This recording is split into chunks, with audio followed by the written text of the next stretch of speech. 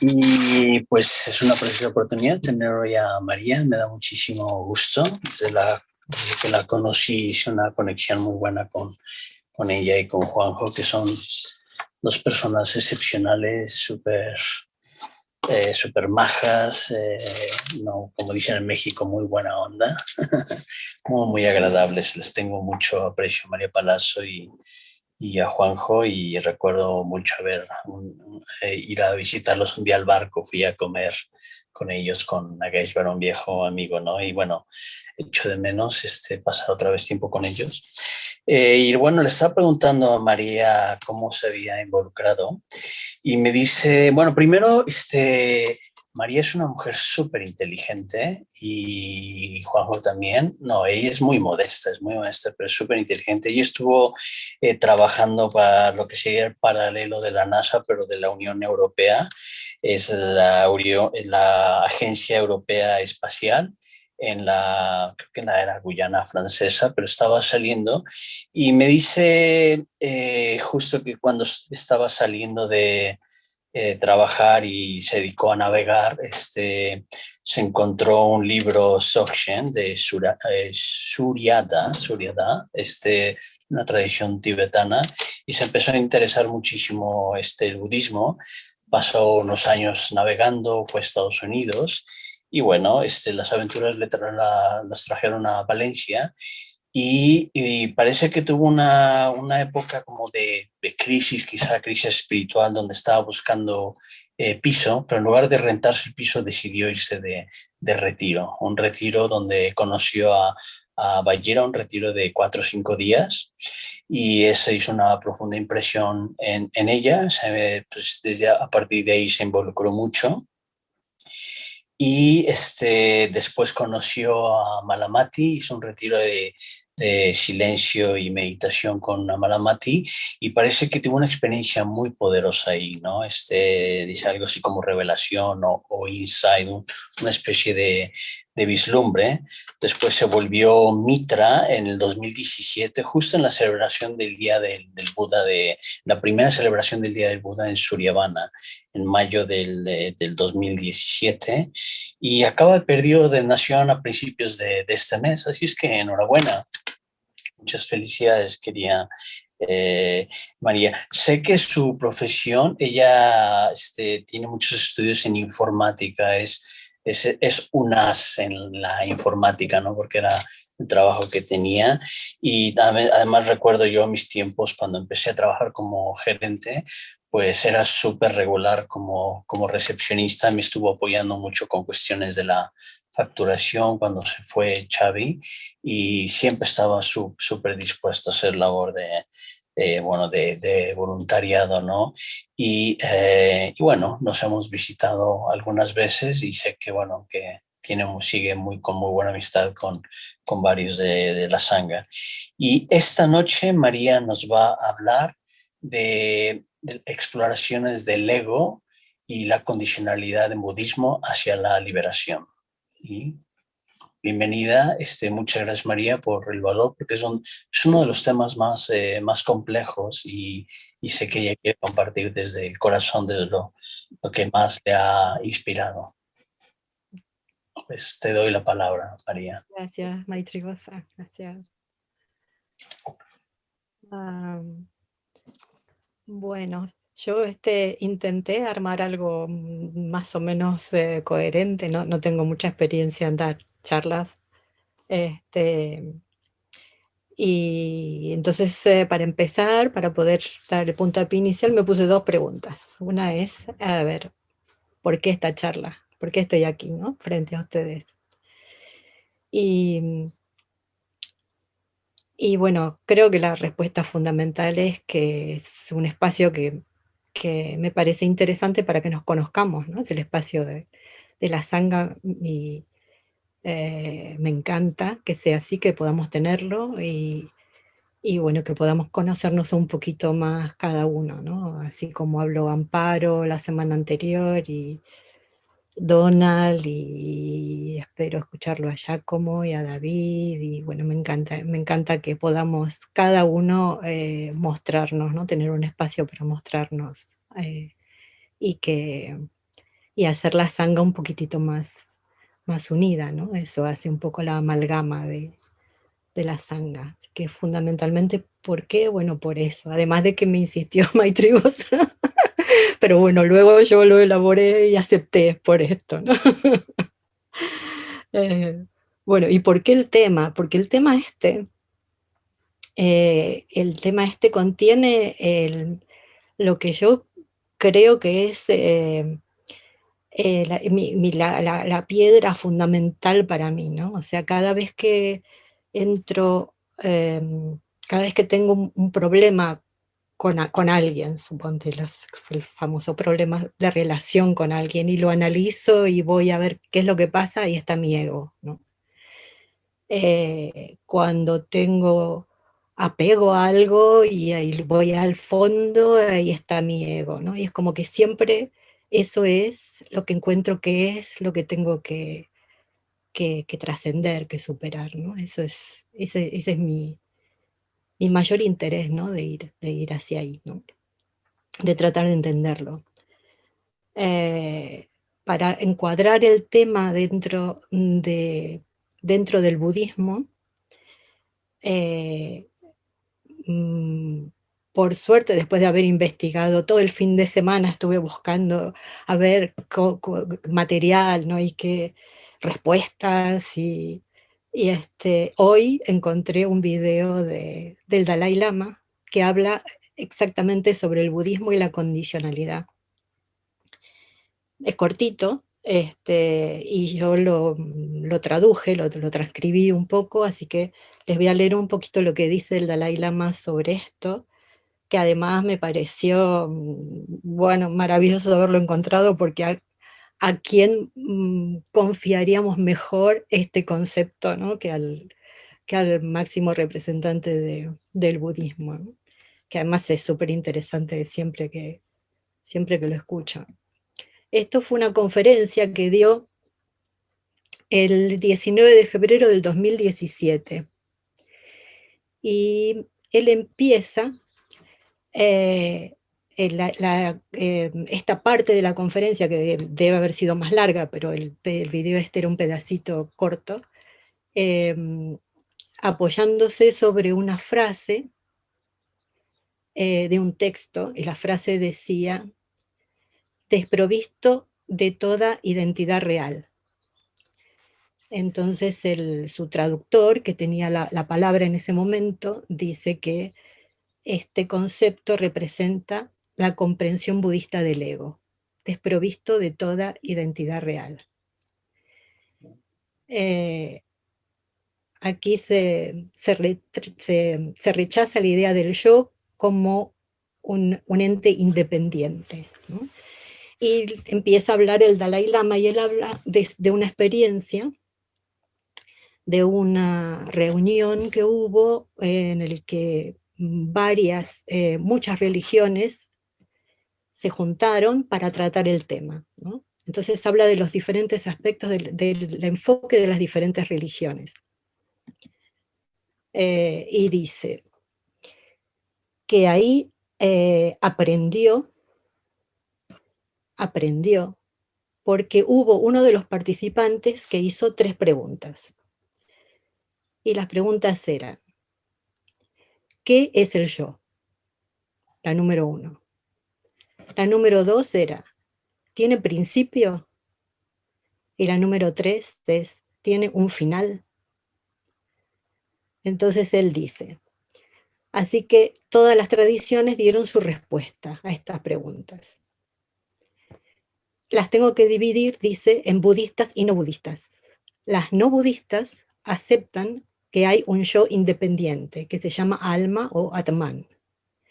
Y de acuerdo a su filosofía, el alma toma un nuevo cuerpo al nacimiento y deja el viejo cuerpo al morir.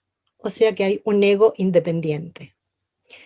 Y entonces dice él, según mi experiencia, nadie siente que este cuerpo, que ahora tiene 75 años, existía al momento de mi nacimiento. Pero yo lo sentí cuando nací. Cuando estaba en el vientre de mi madre, O sea que tenemos una vaga noción de ese yo. A nivel mental también. Hoy mi mente está perturbada. Hoy mi mente está en calma. O sea que la mente cambia, pero el yo es el mismo. Y también respecto a la experiencia. Cuando veo las caras de la audiencia, digo, esto es en primera persona, pero es el Dalai Lama el que habla, ¿no? Dice, cuando veo las caras de la audiencia, digo, yo veo, no digo, mis ojos ven. Los ojos son el medio, pero nosotros sentimos que hay algo que realmente ve. Entonces, yo estoy viendo. Esta es la base de las religiones no budistas para el concepto de un yo inmutable y permanente. Solo el budismo no acepta esto. El no yo tiene dos significados. Esto me parece interesantísimo. Dice, el no yo tiene dos significados. Uno es el altruismo, que deja por debajo al egoísmo. Y el otro es la ausencia de un yo independiente. Esta sería la respuesta budista a la primera pregunta. La segunda pregunta, ¿hay o no hay un principio? Todas las religiones teístas dicen sí, hay un comienzo. Está en el momento en el que Dios lo creó. O sea que sí, hay un principio. Las no teístas, como el budismo y el jainismo, son sin principio, porque existe la ley de la causalidad. Si hubiera una primera causa, entonces, ¿qué fue lo que lo causó? Y si fuera posible que sucediera algo sin causa, entonces incluso hoy sucederían cosas sin causa alguna. Pero hoy no vemos que esto suceda, que nada suceda por sí mismo, sin ninguna causa. Todo es una continuidad. Es por eso que no tiene fin. Incluso no tiene principio ni fin, dice. Incluso el cuerpo no tiene principio. Está formado por sutiles elementos. Incluso el momento del Big Bang, a nivel de una partícula muy sutil, ya estaba ahí. Nuestro cuerpo de hoy tiene su causa última allí. Antes de que sucediera el Big Bang, había algo. Obviamente el Big Bang se produjo por una tremenda energía, pero esa energía también debe tener su causa. Cuando aceptamos la ley de la causa y efecto, es muy difícil aceptar un principio. Así que es sin principio, y esa es la respuesta a la segunda pregunta. En cuanto a la tercera pregunta, el yo tiene fin, y entonces él dice, según la tradición budista sánscrita, que me imagino que debe ser la antigua, dice, nuestro destino es alcanzar la budeidad. El propósito para alcanzar la budeidad es ayudar a los infinitos seres sintientes. Así que mientras haya seres sintientes, habrá Buda. O sea que es infinito, sin final, desde el punto de vista budista. Hasta aquí la conferencia del Dalai Lama, que me pareció genial, sobre todo la definición de el no yo como altruismo. Una de las definiciones es el altruismo, en el que el yo desaparece, y la otra es la ley de la causalidad, en el que es como que podemos entender que no hay nada fijo, ¿no?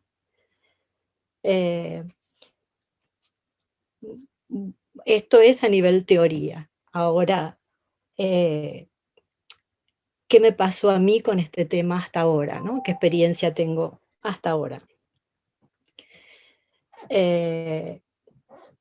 Desde que salí de Argentina, desde los años 89 que salimos a navegar, y desde antes también,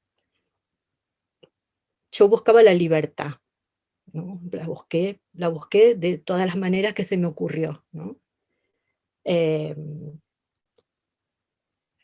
Originalmente, bueno, dejando muchas cosas, salí de Buenos Aires a trabajar en la Patagonia y me encontré con una maravilla de que a pesar de haber dejado mi base, mi familia y la ciudad hermosa que para mí era Buenos Aires, me sentí súper bien, lejos de ahí, ¿no? Entonces me pregunté que algo pasaba, que había que seguir buscando, porque si habiendo salido de ese lugar en el que había vivido casi 30 años y que me parecía que era maravilloso, el primer paso que doy me siento mejor todavía. Entonces me dije: voy a tener que seguir andando porque hay algo más", ¿no? Bueno, y así fue que empecé a andar y el camino fue largo porque fueron muchos años. En el momento en el que nos fuimos a navegar y que dejé todo en Buenos Aires, yo estaba muy bien en mi profesión, ¿no? Y me acuerdo que mis amigos vinieron, uno sobre todo, que era con el que trabajaba en ese momento, vino a casa para convencerme de que no, ¿no? Y va a decirme: "¿Te das cuenta que en informática tú pierdes un año y perdiste todo? Ya no vas a poder volver a entrar", ¿no? Eh, y bueno, las cosas hicieron que tuve evidentemente mucha suerte y había perdido más de un año y medio hasta que llegamos a la Guayana y resulta que allí encontré otra cosa y pude desarrollar otra cosa. eh, y, y pude de alguna manera soltar la idea de que mi trabajo me formaba, ¿no? Como que era parte de mí. Hice muchísimas cosas. Limpiar habitaciones en un hotel, vender billutería en la calle y en todas me sentía bien, la verdad que me sentía bien. Em, y, eh, mm, a ver, hilando, cada vez que encontraba conexión con la sabiduría que tenía relación con esta esencia, ¿no? De conocimiento del ego, la condicionalidad, eh, era como que me iba liberando de cosas, ¿no? Algo que me sucedió hace muy poco, estábamos preparándonos para salir en el verano y entonces había que salir a una hora precisa, porque si no, luego el viento se podía poner en contra en unas horas determinadas, y entonces estábamos como presionados, ¿no? Por esto. Pero estábamos con una amiga que salía con nosotros, le faltaba un medicamento y era importante. Entonces salimos como estábamos, eh, en realidad yo no estaba preparada, pensé que iban a ir Juanjo y ella solamente, me dijeron, no, no, ven, porque hay que comprar también algo en el súper. Y entonces me meto en el coche, así con todo ese barullo, y me dicen, bueno, te dejamos en la puerta del súper, nosotros vamos a la farmacia y te pasamos a buscar. Fenómeno. Me bajo, voy a comprar, no me acuerdo qué era, algo así que era muy rápido, lo cogí, salgo, pago y me doy cuenta que no tengo el teléfono. Entonces yo estaba en ojotas, bermuda, un short, una camisetita, el paquete que había comprado en la mano, que no me acuerdo qué era, de azúcar o algo así, en la puerta del supermercado, y no venían a buscarme, y necesitaba comunicarme, pero el teléfono lo había dejado en el coche. Y entonces empecé a mirar a la gente, intenté acercarme a alguien para a ver si podía prestarme el teléfono, y se alejaron así, ¿no? Y, y wow, de pronto era como que la gente se asustaba, ¿no? O sea, ¿qué era lo que me faltaba? me faltaba la vestimenta, el teléfono, algo que me identificara como un ser común y silvestre como los que ellos estaban siendo, ¿no? Las mismas cosas que ellos tenían. Primero me sentí como una pobre desgraciada, ¿no? Empezó rápidamente a caerme la sensación, ¡ay, qué horror! Soy una desgraciada, ¿qué puedo hacer? Este, y, y luego, bueno, hubo una persona que fue muy amable y que me prestó el teléfono, siempre mirándome de lejos, ¿no? Imagínense con el coronavirus lo que hubiese sido. Este, y conseguí comunicarme y bueno, pasaron a buscarme y eso. Pero todo esto es como que me di cuenta de que esto forma parte de mi identidad, estas cosas que decimos, bueno, la forma de vestirme, la forma, el tener una cartera, una billetera, un teléfono, algo que hace que la gente me identifique como común, ¿no? Y es una construcción, todos estos son construcciones, no soy yo, pero me ayuda muchísimo a convivir con la gente con fluidez, ¿no? Sin tener problemas, me ayuda a no tener problemas, digamos. Eh, o sea que todas estas cosas que sí que son construcciones, creo que lo más importante es ser conscientes de que son construcciones, que nos sirven y que nos sirven y que no somos nosotros, ¿no? O sea que podemos cambiarlas, así como de pronto en un momento estaba en la agencia espacial con un ordenador y con una conexión al Explorer que mandaba imágenes directas desde Marte, en una época en la que incluso poca gente tenía internet. En otro momento estuve limpiando habitaciones y haciendo camas en un hotel y yo era la misma persona.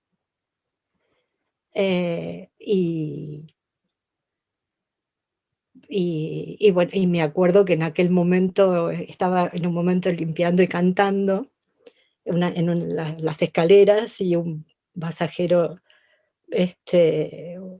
me dijo, ay, hola, la chica más feliz del hotel, ¿no? Eh, em, pues creo que es interesante tratar de jugar un poquito a eso, ¿no? A jugar bueno, ¿y qué pasa si yo soy abogado, ¿no? ¿Qué pasa si yo me quito este atuendo de abogado y me enfrento sin este disfraz, ¿no? Me trato de relacionarme con personas que no me conocen. ¿Qué me pasa a mí, no? ¿Soy tan dependiente de esta vestimenta como para sen sentirme una desgraciada, o una pobre persona, ¿no? Es decir, tomar un rol interno diferente, o sea, que esto nos destruya internamente, ¿no? Creo que la fortaleza está ahí, ¿no? Reconocer esto que tengo, esto que muestro, esto que lo utilizo porque me viene bien para una determinada circunstancia, y si no lo tengo, soy la misma persona, con otro disfraz, relacionándome de otra manera, con un respeto diferente, con un modo diferente, con un idioma, incluso hasta con un idioma diferente para poder comunicarme bien con otro tipo de gente, ¿no? Eh, Creo que, bueno, esa es mi experiencia fundamental con el ego y, y lo que a través de eso siento muchísima más libertad que si miro los orígenes en el momento en el que estaba y que me vestía con mi trajecito y que estaba al principio, ¿no? Eh, Creo que estaba muy atrapada, ¿no? Por una imagen y por un modo. Em, Creo que respecto a la ley de la condicionalidad, lo explica muy bien el Dalai Lama, A mí me encanta la explicación esa y sobre todo que traiga como referencia al Big Bang, porque eso es asombroso, ¿no? Yo cuando conocí esta teoría dije, ¿cómo puede ser toda la materia salió de una partícula, ¿no? Y nosotros somos parte de esa materia. Surgimos de ahí, ¿no? Surgimos de ahí porque no podemos haber surgido de ninguna otra cosa, eso era todo, ¿no? Eso me inspira mucho. Y otra cosa que me inspira de la condicionalidad y que trato de aplicarla, aunque no es fácil, es cuando estoy frente a alguien, aunque sea alguien desagradable, tratar de imaginarme que si yo hubiese tenido las mismas condiciones de esa persona, estaría en el mismo momento, en el mismo lugar y probablemente con los mismos actos, ¿no? Eso forma parte de esto de tratar de entender de que somos uno, ¿no? Eso lo tengo en teoría, y no, en una teoría no lo tengo, no lo consigo constantemente en la práctica, ¿no? Es una intención, digamos. Y, y bueno, creo que el único camino que encontré hasta ahora, después de haber buscado mucho, hacia la libertad, hacia la verdadera revolución humana, es el Dharma. Creo que no hay otro. Me peleé muchas veces con la política y con las ideas que siempre indefectiblemente tienen que poner un muro y no nos dejan pensar. Y eso es lo que más admiro del budismo, ¿no? La libertad, el nutrirnos, el darnos elementos, el darnos herramientas para que nosotros, cada uno a su manera, se desarrolle a su manera, ¿no? Ese es el despertar del Buda interior, el libro que es mi referencia, ¿no? Creo que cada una de las cosas que aprendemos son herramientas para tratar de encontrar nuestro Buda interior. Y me pregunto, por ejemplo, el dedo que apunta a la luna, ¿apunta a la luna o apunta hacia adentro? Yo creo que no está en la estratosfera la respuesta. Creo que el Dharma es un medio para que lleguemos a conocernos, ¿no? Que lleguemos a nuestro interior, a nuestra esencia. Y así lo recibo y lo admiro, ¿no? Y bueno, creo que tengo un poco más. Me gustaría saber ustedes qué piensan.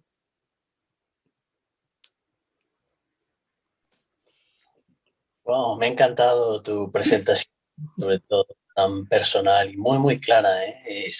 Sí, resueno muchísimo con esa curiosidad, con ese interés, pero dejo a los demás que traigan preguntas, comentarios. Creo que has dejado como preguntas para reflexionar, ¿no? Has dejado alimento para el pensamiento, ¿no? Food for thinking, food for thought. Pues quiero darte las gracias, María, muy inspirador todo lo que has estado hablándonos.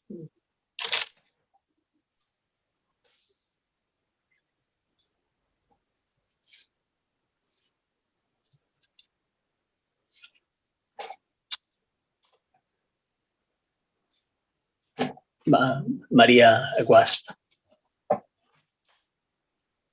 Está silenciada, María, no se te oye. Micrófono. María, el micrófono. Vale, ahora sí, ¿no? Ahora sí. Vale, me ha encantado la charla. Yo ya sabía que María sabía, es amiga mía y sé cuál es su sabiduría y qué grande, ¿no? Estoy muy orgullosa de ser amiga suya y tener el tesoro que para mí es su amistad, ella ya lo sabe. Y sabía que me iba a gustar, pero me ha gustado toda la charla y me ha dejado un punto abierto que me gustaría preguntar pues, a Maitrigosa, a Dharmanista, personas que están más formadas, ¿no?, en el budismo, que son ya dharmacharinis y dharmacharis, y ese concepto, aunque lo intuyo, pero esa idea que ha dejado como un poquito en el aire María de somos uno, somos todos lo mismo, somos parte de un todo, supongo que tiene que ver con la interdependencia, pero me gustaría un poquito, no sé, como dar una pincelada, ¿no? a cómo el ego o el yo se diluye, no sé si es la palabra, en fin, no sabría utilizar una palabra más apropiada, ¿no? en esa idea de que somos uno, ¿no? De que somos parte de un todo, de que estamos interconectados y de que la esencia no es, va mucho más allá de uno mismo y de que formamos parte de esa idea, ¿no? No sé si me explico, pero creo que esa idea que ha hecho María, como dos pinceladas de somos todo, somos parte de un todo, todos somos lo mismo, me gustaría que si pudierais profundizar un poco desde el punto de vista del budismo, vamos. Es un tema complejo. ¿Quieres tú decir algo primero, Dharmanista? Puedes hablar tú, Maitri Gosa, si quieres. Vale. Mira, lo que acabas de comentar es un poco complejo. De hecho, no creo que es lo que quiso decir María, pero entiendo muy bien que hayas podido sacar estos temas. Es uno de los temas más, digamos, que más es estimulado a místicos y a filósofos. ¿Cuál es? Uno es ¿qué soy yo? Porque es como una de las preguntas filosóficas fundamentales, una pregunta muy existencial. ¿Qué soy yo? Empezó María Palazzo con estas preguntas. ¿Tiene el yo un principio? ¿Tiene un final? Y esta es una pregunta que se han hecho todas las filosofías en todas las diferentes culturas. Y esta pregunta que tú apuntas, María Wasp, es algo que de hecho se ha explorado mucho en el budismo y se ha tenido, el Buda tenía mucho cuidado de no mezclarlo, por ejemplo, con otras formas de hinduismo. A veces creemos que el hinduismo es uno solo, pero hay muchísimas formas de budismo. Hay Advaita Vedanta, que es como el hinduismo no dualista, y alguna de esas versiones tiene una visión muy mística, como panteísta, de como que hay una especie de omniconciencia y todos nos fundimos. Pero el Buda era muy claro que no era eso, y de hecho Sangharakshita en la panorámica del budismo habla de eso. Pero mira, para contestarte un poco, el Buda, cuando le preguntan estas cosas, porque hay varios textos, el Buda dice que él se niega a estas interpretaciones metafísicas. Él dice que su enseñanza es muy pragmática, es muy concreta y que él no quiere especular. Y yo sé que esto crea como inquietud porque lo deja como muy al aire libro, al aire libre, ¿no? Aquí lo fundamental que hay que entender es que por una parte, se dice que no hay un yo fijo, no hay un Atman, como dijo María Palazzo, que en realidad las primeras escrituras, bueno, viene una tradición oral, y de esta tradición oral se creó el lenguaje Pali. No había lenguaje Pali, había lenguas Prakrit, que eran lo más cercano al sánscrito. El sánscrito solo se escribía y se hablaba por los brahmines, ¿no? Era como la clase más alta. Es un poco lo que pasó en Roma con el latín clásico, que solo lo escribían los filósofos y los literatos, y a principios de Roma había una especie de latín vulgata, y de hecho todas las lenguas romances vienen de ese latín vulgata. Pues lo mismo aquí. Entonces del Prakrit surgió el Pali, y luego surgieron otras lenguas parecidas. Pero ¿por qué comento esto? Porque desde los primeros textos hay muchos brahmines y sacerdotes y filósofos que se le acercan al Buda y vienen con estas preguntas, ¿no? Y el Buda le dice, por eso se habla mucho de la reticencia metafísica del Buda. El Buda se niega a responder. Y a veces, por ejemplo, una de las famosas preguntas es que si el principio de vida o el alma y el cuerpo eran lo mismo o eran diferentes. Ahora, esto tiene una relación muy cercana a esta pregunta, a este tema que ha desarrollado María Palazzo, ¿no? Porque tiene muchas implicaciones, ¿no? Uno de los temas fundamentales del Atman, o la idea de un alma inmortal, del Atman es que es independiente. ¿Qué quiere decir esto, que sea independiente? Que no depende de ninguna condición. Y el principio budista fundamental es que todo surge en dependencia de condiciones. A esto el término en pali es paticca samuppada, en sánscrito es pratitya samutpada. Entonces, esto tiene que ver con la ley de condicionalidad, se le llama coproducción condicionada, y María Palazzo ha mencionado un poco de esta traducción de Dalai Lama, la ley de causalidad.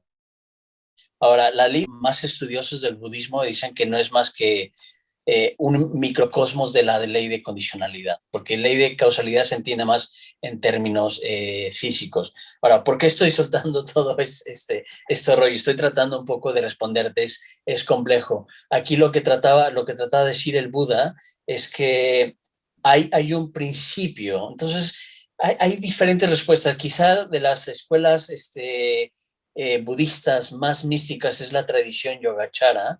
Uno de los otros nombres de la escuela Yogacara es Chittamatra. No sé si hayas escuchado este nombre. Bueno, la escuela Yogacara tiene muchos nombres, pero uno de ellos es Chittamatra. Y Chittamatra significa todo es mente. Entonces pareciera que es muy cercano a esta idea mística del Advaita Vedanta o sus paralelos en Occidente con el panteísmo, de que todo es uno. Sin embargo, el budismo no lo ve así, ¿no? Entonces, hay como continuos de conciencia, entonces no quiere decir que todo se funde en uno. No hay un yo.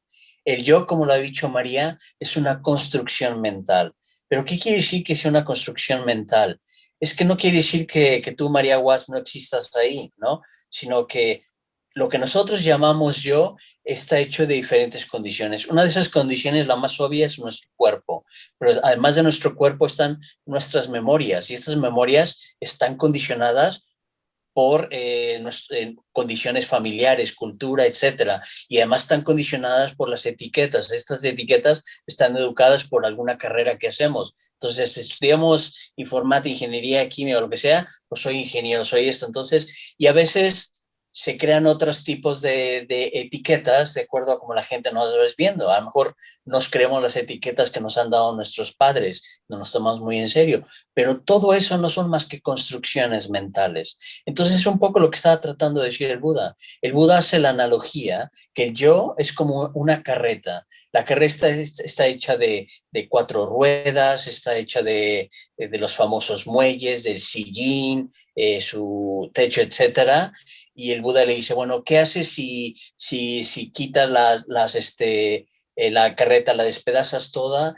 Y si tienes una carreta, no, ya no tienes una carreta, tienes un montón de palos. ¿Y qué haces si los quemas todos? Pues lo que tienes es ceniza, ¿no? ¿Qué es lo que ha cambiado? Es un poquito como el famoso principio de Lavoisier, ¿no? Que la materia no se crea ni se destruye, solo se transforma. Esto es muy, muy parecido al principio budista, ¿no? No hay un principio, no hay un fin, sino hay un constante proceso, constante cambio.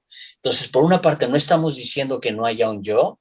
Entonces, si no hay un yo, no hay nada que se funda, pero sí que hay como procesos continuos de apariencia, de apariciones. Esto en filosofía le llaman fenómena.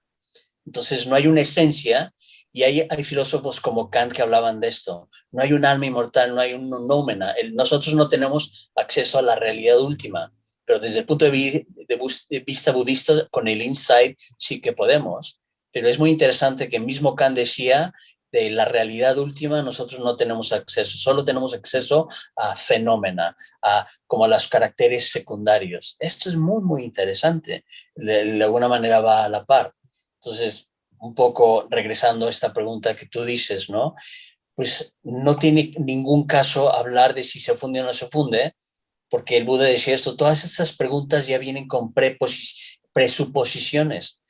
Incluso las mismas preguntas son erróneas, ¿no? A veces creemos que las preguntas son completamente abiertas, pero esta misma pregunta, si el yo se funde con todo eso, ya hay ciertas preposiciones de que hay un yo. No hay un yo, entonces si no hay un yo, no se funde a nada, pero tampoco quiere decir que no haya una nada, no es un vacío. Lo que hay son condicionalidades, es lo que hay. Y hay una condicionalidad que tiene que ver con la rueda del samsara, de la reactividad, pero también una condicionalidad que permite el despertar espiritual, ¿no? Y vemos la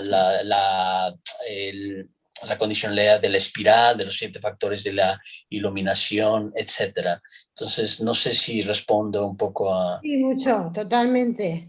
Sí, Vale. sí, solamente, a ver, todo lo que has dicho más o menos tenía esa idea, pero sí que en el concepto ese que ha comentado María de la diferencia, el punto de vista del altruismo, desde que se pone por encima del egoísmo, y lo ha dicho con esas palabras, pues no sabía si desde esa perspectiva, no desde la perspectiva que has comentado, que más o menos sabía que metafísicamente no hay esa concepción filosófica de somos uno y tal, no, pero sí a lo mejor desde la ley de la causa-efecto y de la interrelación entre nosotros, es decir, yo llevo una máscara, como bien ha dicho María, y depende con quién me relacione, soy una persona u otra, cuando entra en juego el altruismo, pierde la importancia del yo, entiendo que desde ese punto de vista pierde protagonismo, ¿no?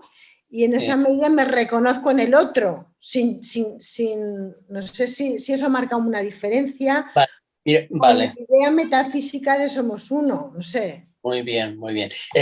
Simplemente para aclararlo, algo que dijo muy importante María, que a lo mejor nada más es una cuestión de clarificación. María dice que hay 2 formas de explicar la naturaleza de Dios. Uno es a través de identificaciones, que todos son diferentes identificaciones, y eso es muy claro. Y lo otro es a través de la condicionalidad. Luego ella mencionó lo del altruismo, pero no tiene que ver con el significado del yo, más bien que la implicación directa de que no hay un yo fijo, es una implicación que no es simplemente conceptual, intelectual, es una implicación ética que es el altruismo. Eso es lo que es tan importante. Eso es como, y por eso el Buda dice que todas las raíces del sufrimiento, todas las raíces de los venenos, de los kleshas, está en el klesha raíz que le llaman sakayaditi, el apego a los 5 skandhas, o a veces lo que le llamamos el apego al yo, ¿no?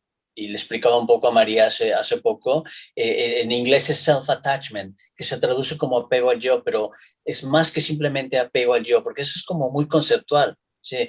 ¿Cómo entiendes eso? Creo que es muy importante que estas ideas que son demasiado conceptuales sean muy concretas.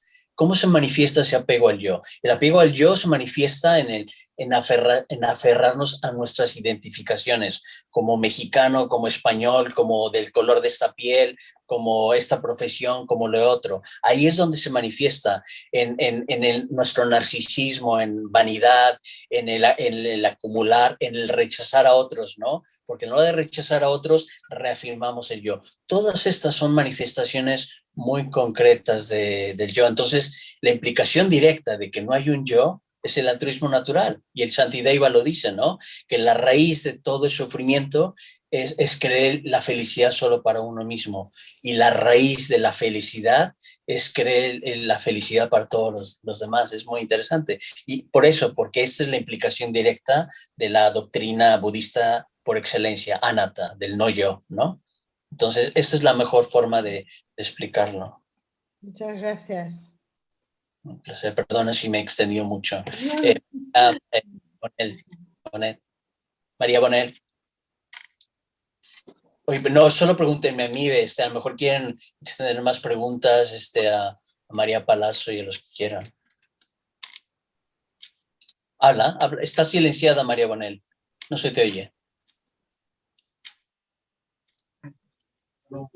¿Ahora sí se te oye? Sí, ¿me oís? Sí. No, yo sí, primeramente darle las gracias a María y decirle que me encanta su forma de mirar, me transmite cosas muy bonitas en su mirada.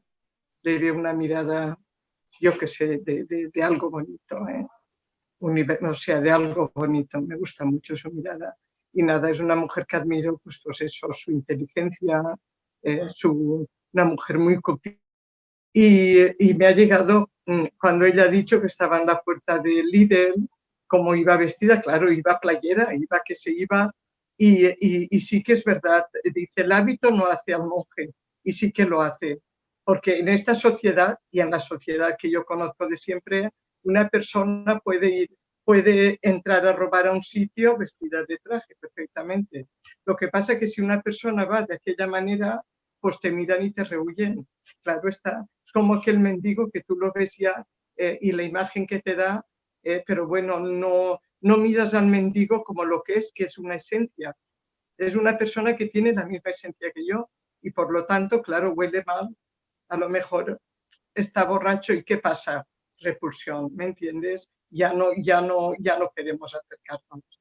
Y la verdad es eso, que el hábito pues sí que hace el monje. Y a mí el tema de lo que no hay principio ni fin es muy profundo. Es algo que me gusta mucho porque me ilusiona el saber que no hay principio ni fin, porque yo lo veo así también. Es todo un reciclaje. Es como la rueda del Dharma que no para, pero no para bien, para que fluya la energía y nos conecte, pues claro, pues sí, esto nos conecte, pues a mí también pues me llena mucho el pensar que formo parte de todo el universo, también de una mente colectiva. Por eso muchas veces la mente colectiva es para todos y nos llegan pensamientos que no nos pertenecen. Y ahí es donde tenemos que trabajar, que hay que saber distinguir los que son nuestros y los que no son nuestros. Porque a veces vienen los que no son nuestros y hacemos cosas que no debemos porque no nos conocemos en profundidad. Y entonces hay que saber también, según decía Carl Gustav Jung, pues también distinguir. Y yo pues para María tenía una poesía, porque mirando a Nagarita Govinda me salió este verso. Y yo creo que le va a María, porque María, como ha ido y venido y ha tenido una vida, pues oye, como me gustaría tenerla a mí, como Willy Fox, que se ha movido en el barco, ha bajado, ha subido, mira, me ha llegado Willy Fox. Y entonces pues tengo aquí un verso que me parece adecuado y lo voy a leer para ella y para todas las mujeres. Bueno, Nagarita Govinda. Soy una mujer que va por la vida buscando el sendero de la luz, en una tierra oscura, con paso firme y a veces temblando por los acontecimientos, enamorada del amor y del universo, días alegres y días tristes. He venido a la tierra para aprender lecciones múltiples y quiero irme después de haber aprendido lo bueno y lo malo y haber encontrado el equilibrio. Voy y vengo como las olas del mar. Conozco a las personas mirando a sus ojos y buscando respuesta a todo lo que acontece. Yo voy tranquila y silenciosa para encontrar la paz. Gracias, María. Gracias, María. Gracias. ¿Hay algo más que tú quieras comentar, María Palazzo? ¿Algo? Sí, mira, me acordé de otra cosa que me pareció interesante también como fórmula para irse desprendiendo un poquito de la idea del ego. Y es que le escuché cuando Bashira dio la charla cuando fue el aniversario de Triratna. Él dijo en ese momento algo.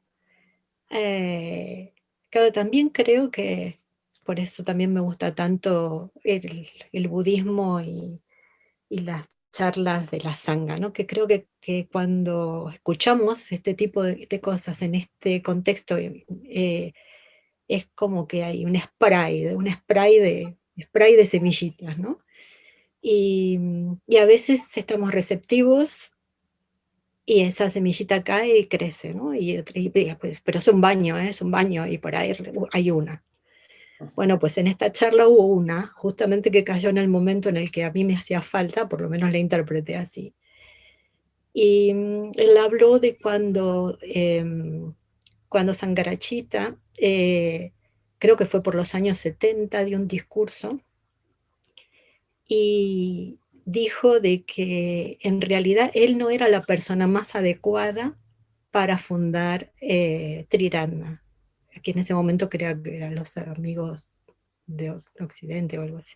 De la orden budista. En realidad él no tenía las facultades, digamos, él era muy introspectivo, le gustaba sentarse y leer libros y quedarse solo y no relacionarse mucho con la gente. Entonces es como que no era en realidad la persona apropiada, tal vez hubiese sido otro el más apropiado, pero estuvo en el momento oportuno, en el lugar oportuno, con las condiciones oportunas, y entonces fue como que él fue un medio, ¿no?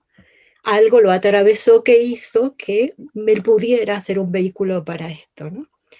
Y entonces si nosotros vemos nuestras experiencias así, esto también hace que no nos lo creamos tanto, ¿no? O sea, si hicimos algo bueno en algún momento, no es un mérito propio, ¿no? Sí que estuvimos en el lugar oportuno, con las condiciones adecuadas y fuimos el medio como para realizarlo. Eso hace que nos desprendamos por lo pronto, que no lo tomemos en serio y que nos desprendamos de la idea de que, bueno, esto tiene que seguir una recompensa o no sé, ¿no? Una cosa que es mío, fue mi esfuerzo, fue mi, ¿no? Y entonces me separo más y quiero que esto, para que se solidifique, me tienen que compensar algo así, ¿no? No, la compensación está ahí mismo, ¿no? También podemos pensar, bueno, si hice algo bueno, fantástico, pero si hice algo malo también, no fue por culpa mía, ¿no? Yo estaba ahí. Pero ahí está la diferencia, ¿no? Si es algo que fue torpe y que me produce sufrimiento o produjo sufrimiento, pude haberlo evitado de alguna manera y la próxima vez trataré de mi parte, digamos, dentro de la cadena de eventos que hicieron que se produciese ese fenómeno, mi parte, yo soy responsable de mi parte, esa yo la puedo modificar, ¿no? Y creo que un poco ese es el resumen de aquella especie de revelación que tuve que me hizo hacerme mitra, ¿no? O sea, viví algo muy, muy profundo en una meditación que me llevó a un momento de mi vida en la que sucedían cosas eh, en las que yo pensaba que la culpa era de los demás, ¿no? O sea, era algo que yo tenía que ser compensada, ¿no? O sea, no, había sido maltratada, había sido, no sé, eran cosas que los demás me habían hecho. Y de pronto vi mi parte, ¿no? Y eso sí, yo sí lo podía modificar. Eso fue como, wow, ¿no? Sacar algo muy profundo, algo que, algo que era tan profundo que me producía un modo de actuar con los demás, ¿no? O sea, yo siempre exigía cosas y me daba la impresión de que no se hacía lo que no me respondían como yo quería que me respondan, ¿no? Eso tengo la sensación de que a partir de ese momento se modificó profundamente, ¿no? Bueno, creo que eso era lo que quería agregar, que me faltaba sobre el ego, ¿no? Eso es un medio también como para desprenderse de esas cosas, ¿no? Sentir que, bueno, somos un medio y no somos los productores totales de algo bueno, ni los productores totales de algo no hábil, pero ahí, bueno, ahí podemos poner nuestro granito para modificarlo, ¿no? Esto que has dicho es importantísimo, María. De verdad es un verdadero insight. Y es algo muy delicado porque a veces ha sido malentendido como una forma de condicionalismo total, lo que le llaman determinismo, que incluso se cuestionaba también en el budismo, porque hay dos extremos. O estamos completamente condicionados y significa que no somos agentes morales, que todo lo que tenemos que hacer no teníamos ninguna opción y el bien que hemos hecho depende completamente de otras condiciones y el mal que hemos hecho es completamente de otras condiciones, no tenemos ninguna responsabilidad. Es la famosa pregunta filosófica en Occidente del libre albedrío. Y esto exactamente se cuestionaba mucho en el budismo. Pero lo que acabas de decir es clave. Estamos muy, muy condicionados. Uno de los grandes problemas filosóficos es que se tiende a discutir esto de una manera excesivamente intelectual y abstracta. Y se toma como que la libertad es o absoluta, pues o somos completamente libres o estamos completamente determinados. Y el Buda decía que en realidad estamos sumamente condicionados, muy, muy condicionados. Pero en la medida que tenemos más sabiduría y atención consciente, sati, tenemos más libertad.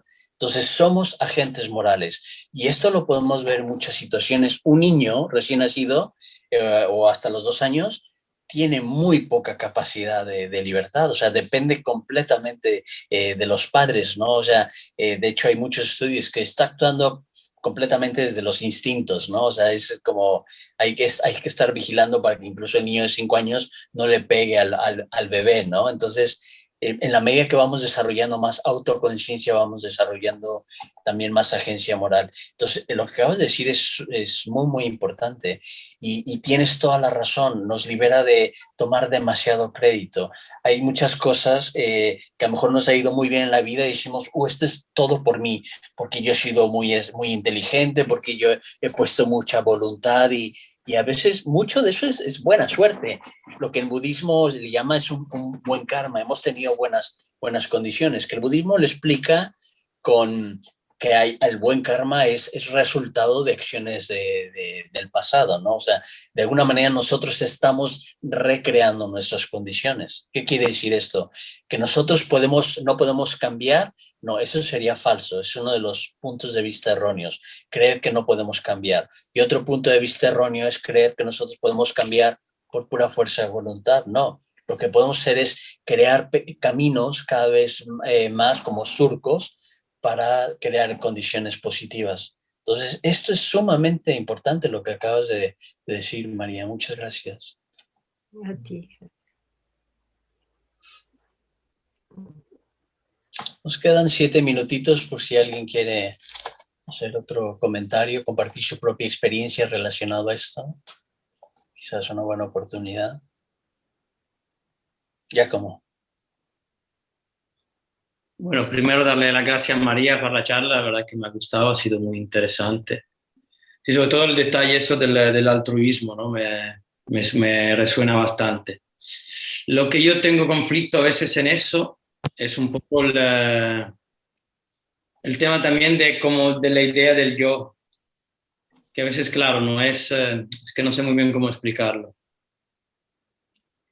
Es como una otra construcción, ¿no? Me viene a la cabeza la película del pequeño Buda que hablaba, bueno, cuando se encuentra con el yo, le dice, bueno, ya arquitecto, ya te he pillado, ya no vas a construir otra vez algo que...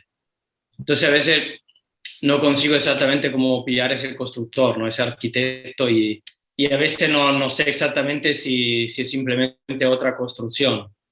Es un poco, bueno, es una buena señal lo del altruismo, pero igualmente en otra ocasión me he dado cuenta que también ese altruismo era para sentirme yo generoso, ¿no? Entonces, a veces es un poco, no sé, un poco lo que decía también tú, María, ¿no? Como de estar atento. Bueno, y últimamente estoy reflexionando mucho que todo depende un poco de la atención consciente, ¿no? Cuanto más estás atento, más puedes, lo que decía un poco María, ¿no? Más puedes pillar a esas ideas, esas construcciones, ¿no? Ese acondicionamiento, ¿no? Esa tendencia que bueno, que en mi caso veo que además son bastante, no fácil de pillar, pero son bastante hasta aburridas a veces, porque son siempre la misma, ¿no? Por ejemplo, últimamente, en la última semana que tenía examen era como muy insoportable. Y estando muy cansado, en esa situación he podido ver más esa tendencia. Porque claro, muchas veces es como hasta un esfuerzo de... ¿Cómo se puede decir? Hasta me doy cuenta que hago como un esfuerzo en que no tengo que sacar mi sombra, ¿no? Lo estaba leyendo en un libro también un poco. Pero claro, es otra forma de actuar del yo, creo, para que no veas esa parte, sí, esa parte oscura, ¿no? Que no dejan de ser parte de mí. Entonces, bueno, no sé si me he explicado muy bien, pero igualmente me da, hasta, como decía María, hasta un momento en que estoy insoportable y estoy cansado, puedo sacarle provecho porque me hace ver esas tendencias que no las estoy tapando, no las estoy controlando, entonces son mucho más evidentes, ¿no? Y también las otras personas la pueden ver más. Y bueno, era un poco lo que quería compartir. Muy buenas preguntas y comentarios, Giacomo. ¿Alguien quiere comentar sobre eso mismo que acaba de decir Giacomo para seguir el hilo?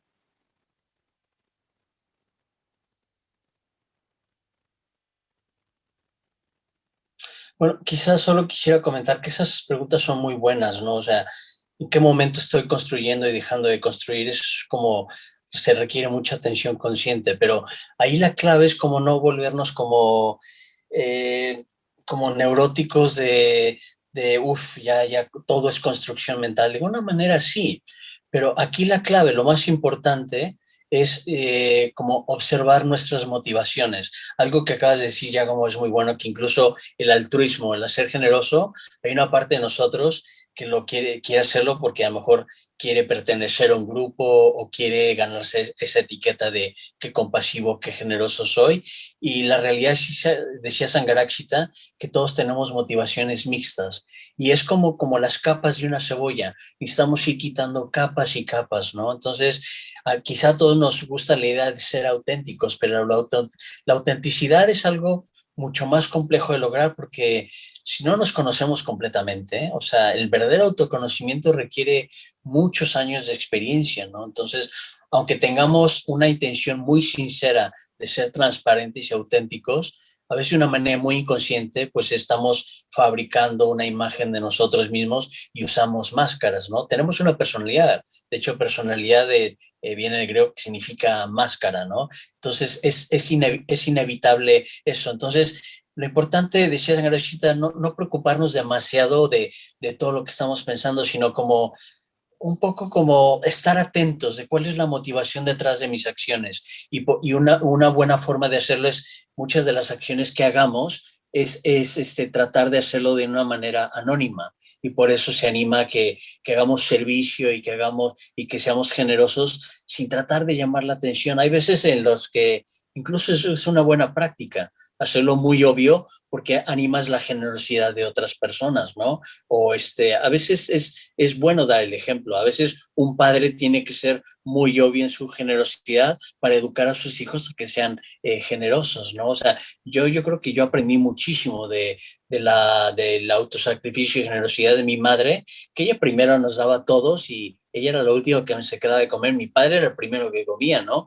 Pero a mí me impresionaba hecho eso de mi madre, ¿no? Ella prefería dar un plato extra de comida a nosotros, aunque ya estamos satisfechos, pero con tal de complacernos, ¿no? Entonces, a veces es parte de eso, no sé si respondo un poco eso, ¿no? Entonces, pues sí, constantemente estamos construyendo, ¿no?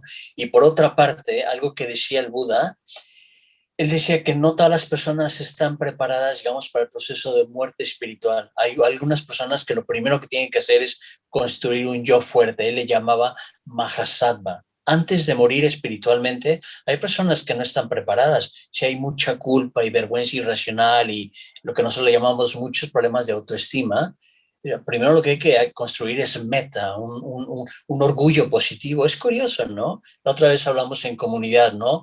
Hay como cierta, en Latinoamérica hay mucho toda esta filosofía de la liberación que tiene que ver con una especie de orgullo de ser latinos, ¿no?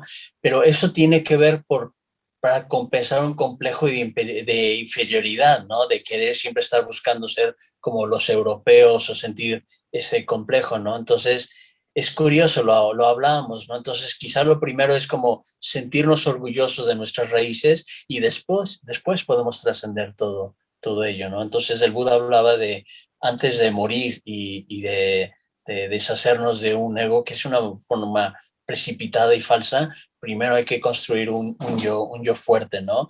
Y eso es con las Brahma Viharas, con robustez emocional, con un orgullo positivo de llevar una práctica ética, de llamarnos mitras, llamarnos discípulos del Buda. Todo eso, hay identificaciones que son mucho más positivas que otras, ¿no? Entonces el Buda incluso hablaba de eso. Hay identificaciones que son más positivas, ¿no? No sé si eso te da más sentido, Giacomo.